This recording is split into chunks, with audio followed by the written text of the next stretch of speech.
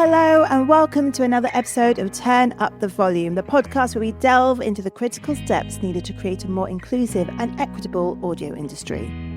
I'm Nayo Anya, your host and audio equity champion from the Yorkshire Sound Women Network.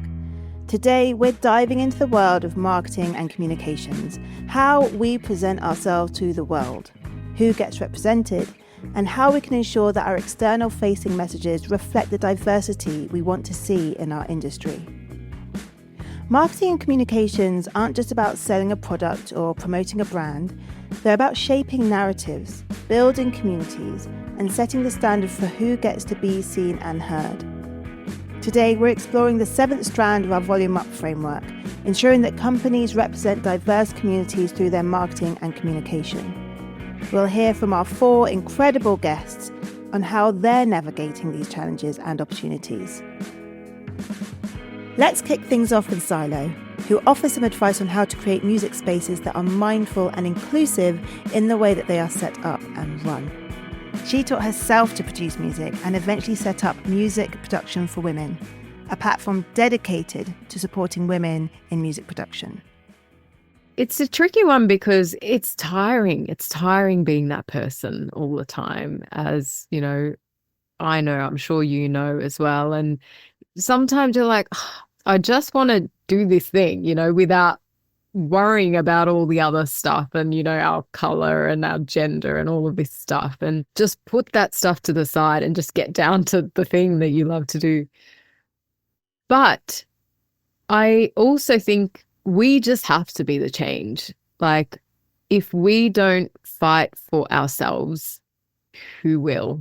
And if we just wait for the majority to fight for us, that's just never going to happen. Because why would it, unless, of course, there are some lovely allies out there that are kind of championing this stuff. If we don't care enough to push ourselves in, then I don't think the rest of the industry will care as well. So if we want a better future for this industry, then I think we just have to just go for it, and yeah, there are going to be annoying things to deal with and stuff. But I must say, since starting MPW, I have met so many lovely, incredible, supportive people in the industry. So I know that that's out there as well. There are people that are championing for the minority people and everything, and just keep the focus on that stuff. And I know the other people can bring you down, but I do believe that there are more people that want to do the right thing. Whether they do or not, I don't know. But, maybe it's up to us to show them sometimes that, what's right and what's just not. I started in music as a singer-songwriter myself and just got really frustrated with the situations that I ended up getting into when I had only male producers to rely on. And just enough of those situations got me to a point where I was like, I just can't deal with this anymore. I just don't feel like I'm treated with the respect that I deserve. I feel like I'm being overlooked and my ideas just taken into what someone else wants for it without realizing that I'm the artist and taking that into consideration. And eventually, after enough of these, I just thought, that's it. I need to take this into my own hands and I need to produce myself. Not because I had any interest in production, not because I was excited by it, but because I felt like that was my only option to keep making music. And journey felt really lonely. I didn't really know what I was doing. And I just felt like the odd person out all the time when I went to different forums and things around production.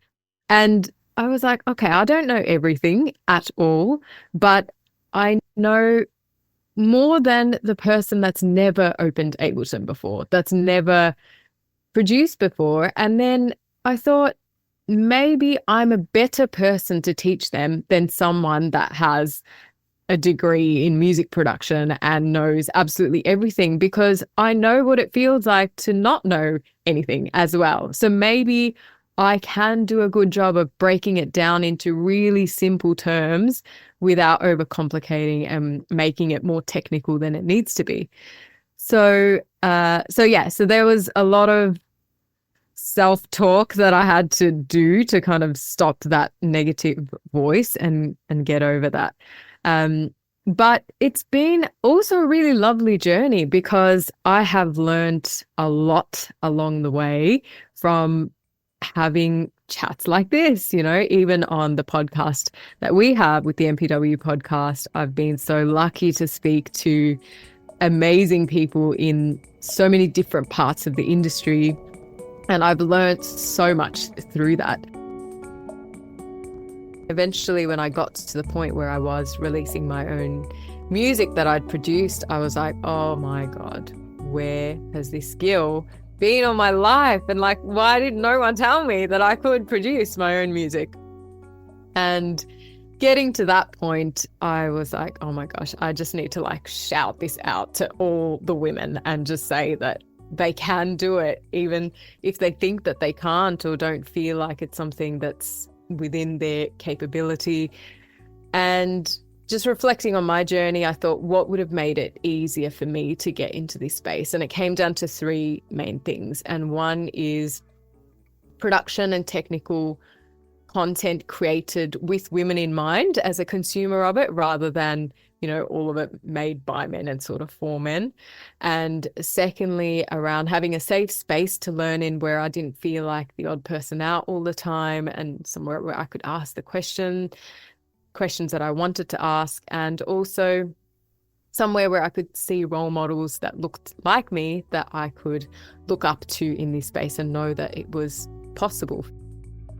Xylo really underscores the importance of self-empowerment in a professional development. Xylo speaking on representation is a reminder that the choices that we make in our creative processes and our marketing really matter. It's about who we lift up and who we choose to highlight. That's how we represent who we want to have in our spaces. Nali shared her experiences with this, particularly around getting brand deals and pushing past imposter syndrome to show up confidently in new spaces.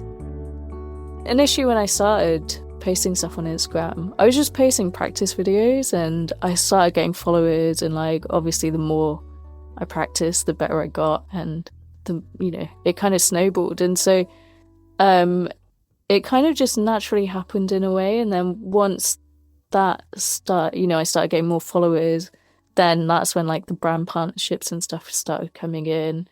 And the more brand partnerships you do, the more exposure you get, the more followers you get, and it kind of just keeps building in that way. And so I think a lot of the opportunities that have come my way have just come from that kind of organic growth. And the more you grow, the more opportunities that come in. And so it's this very nice kind of natural progression, I think. And that's really interesting that you say about kind of sharing your practice videos, because I think something that can happen online is that people feel like they have to show their best online all the time. And so was there kind of any air of worrying about being a perfectionist, or were you just kind of like, hey, let's go on this journey together? Yeah, I think I definitely struggled with perfectionism, especially in the early days of producing. And I think it really stops you from growing and just putting yourself out there.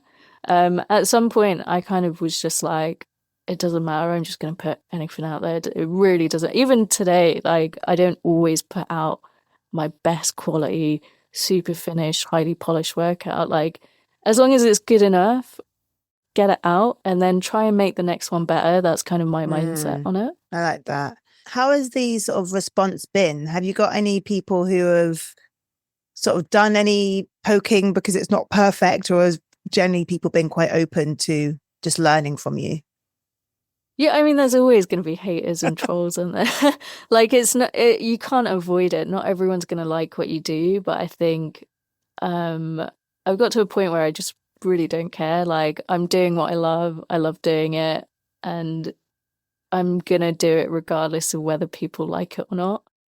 Also, in that way, the response is overwhelmingly positive. Out of 100 people, there's going to be 1 or 2 people that don't like it, and so I think it's just, the more you put your stuff out there, the more likely you are that you're going to find the right audience anyway. And is there any kind of pressure that comes when you are being approached by a brand or like a new brand? Like, do you feel any kind of like pressure, or are you just like, oh yeah, this is great, send me the new stuff, let's go, let's give it a whirl? In the beginning, there was definitely a sense of pressure. Like, I think very much that imposter syndrome of being like, am I good enough to actually be, doing this? And I think the more that I've done stuff, the kind of more comfortable I've got with it. And definitely now I'm just more excited with any new stuff that comes in rather than being, there's still occasions where I feel a little bit overwhelmed. Like, I've been doing a lot more like studio sessions this year, and I've done like loads of songwriting camps, which is really unusual for me because most of the stuff that I do is solo, and so now I'm being put in a room with like artists that I've never met before, who are like incredible musicians and professionals.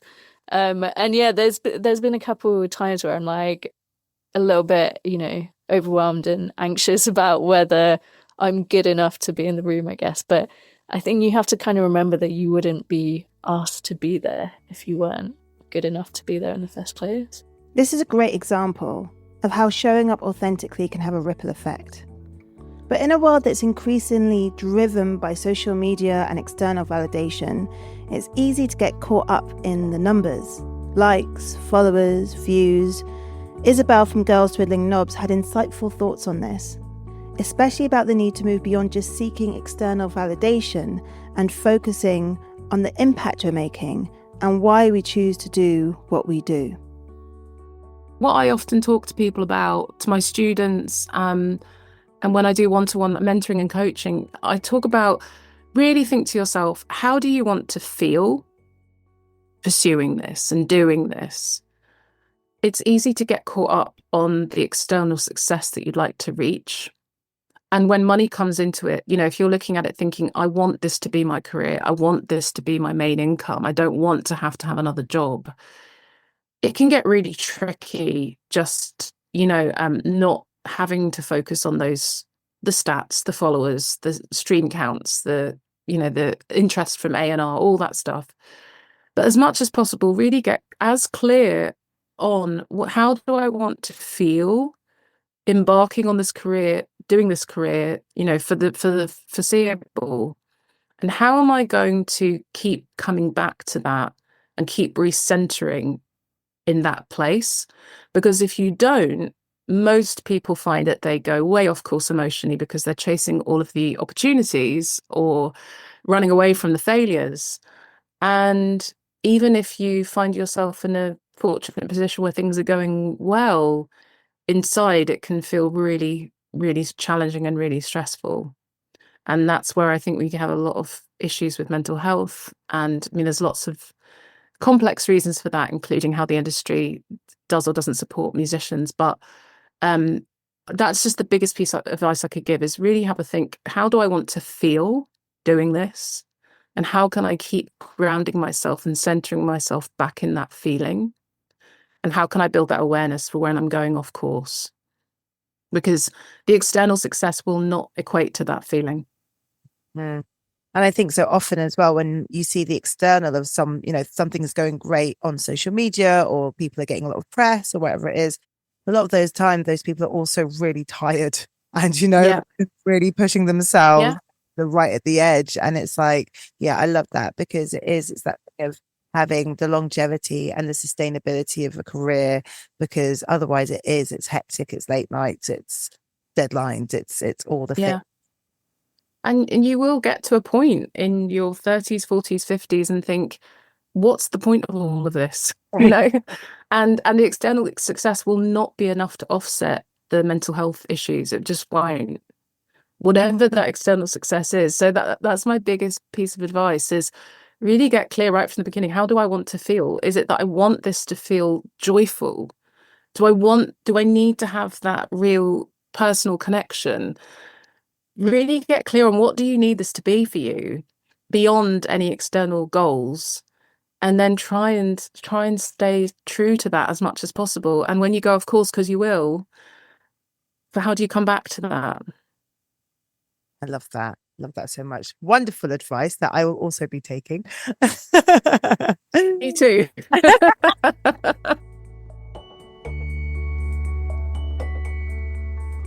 Isabel's point about moving beyond external validation is really important to highlight, especially in an industry where social media often dictates who gets attention. True impact comes from building and uplifting the communities that are lacking within the spaces we find ourselves in. Laura from Saffron Records echoed this sentiment, emphasising the importance of advocacy and supporting the voices you want to see more of. You want to be able to, be around others, have people that speak a similar language to you. And when that doesn't happen, you can feel very intimidated. I think it's about allyship. So I think it's about, uplifting those others around you. So that for me is about that wider community. So those women, those non-binary people that you want to also uplift and bring into that space, because that is going to be, I think there's a lot of competition, isn't there? Supposed competition, and that there may be just that one spot for, we've already got that woman, or we've already got that Black trans person working. We can't possibly have another. So it feels like a space that is, you've got to kind of advocate for yourself, but actually it's about advocacy for others and, really kind of uplifting the community and sharing all of those kind of people, those experiences in a safe way that you can to feel like you can come into that space. According to YSWN's Wired research, representation in marketing and communications is not just a nice to have, it's essential. Poor representation and tokenism can exacerbate the challenges faced by women and people of marginalised genders, particularly in creative industries like audio and sound. Laura emphasising advocacy ties directly into how we approach marketing and communications, making sure that the messages that we're putting out there in the world also reflect what people will see inside our organisation. Too often, marketing materials fall back on stereotypes or fail to include the full spectrum of talent that exists in our communities because they're just not in the organisations with influence. When we get it right, marketing and communications are a powerful tool for change. The stories that we've heard today make it clear that how we communicate with the world matters. Marketing is more about just promotion. It's about representation, advocacy, and building the kind of industry we want more people to be part of. That's why we're inviting you to take the next step with us with our Volume Up framework. And in Strand number 7, we focus on marketing and communications, making sure your organisation's external facing materials genuinely represent what they want to see inside their organisations. A few practical steps to get started. Ensure the visuals that you use in your marketing materials feature women, people of minority genders, and other marginalised groups. Check the language and tone of your publicity is gender neutral and inclusive. They might seem like small changes, but they make a huge difference in how welcoming your brand or your organisation appears to be to the wider world. The Volume Up framework was developed to support audio and sound organisations in becoming more gender equitable. And we're here to help you implement these best practices. By committing pledges, we're taking action beyond discussion. For more information on creating inclusive marketing strategies, check out the socials of Saffron Records, Music Production for Women, Girls Twiddling Knobs, Gnarly, and of course, Yorkshire Sound Women Network. Thank you for joining us today. On the next episode, the final episode, we'll be looking at advocacy and support. We'll continue to explore the steps that can be taken to create a more inclusive and equitable audio industry. And we'll hear some last bits of wisdom from our 4 guests. Laura from Saffron Records, Silo from Music Production for Women, Isabel from Girls Twiddling Knobs, and Gnarly. Thank you to Rosa UK, a grant-making charity that funds women's and girls' organisations working to make the UK a fairer, safer place, without whom we wouldn't have been able to create this podcast. I'm Nayo Anya, your podcast host, scripter and director, and audio equity champion at YSWN. Thank you to our editor, Joe Kennedy, and Sarah Statham, who has provided the music, both of whom are YSWN associates. To find out more about what we do, head to our website, www.yorkshiresoundwomen.com. See you next time.